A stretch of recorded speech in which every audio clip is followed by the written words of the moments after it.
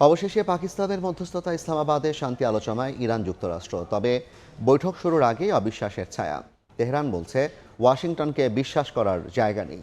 ইরানের জব্দ সম্পদ ছাড়ের খবর ছড়িয়ে পড়ার পর হোয়াইট হাউস অস্বীকার করায় আবারও ছড়িয়েছে সন্দেহের ডালপালা। এমন পরিস্থিতিতে দুই দেশের প্রতিনিধিদের সঙ্গে আলাদা বৈঠক করেছেন পাকিস্তানের প্রধানমন্ত্রী।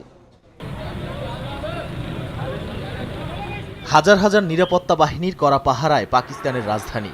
শনিবার সকাল থেকে নানা ধোঁয়াশার পর অবশেষে ইসলামাবাদে পৌঁছালেন মার্কিন ভাইস প্রেসিডেন্ট জেডি ভ্যান্স। তার অবতরণের আগে দেশটিতে মধ্যপ্রাচ্যের ট্রাম্পের বিশেষ দূত স্টিভ উইটকফ এবং জ্যারেড কুশনারও পৌঁছান।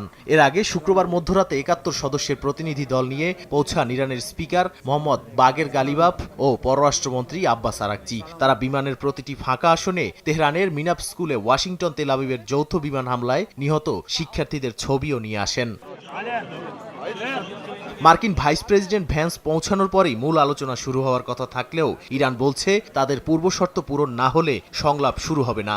ইরানি পক্ষ স্পষ্ট করেছে আলোচনায় তারা সদিচ্ছা নিয়ে এলেও যুক্তরাষ্ট্রের প্রতি তাদের আস্থা নেই। গালিবাফ জানিয়েছেন অতীত অভিজ্ঞতায় ওয়াশিংটনের প্রতিশ্রুতি ভঙ্গই তাদের প্রধান উদ্বেগ। তেহরানের দাবি প্রকৃত চুক্তি হলে তবেই তারা পূর্ণ সহযোগিতা করবে, না হলে আলোচনা এগোনো কঠিন হবে।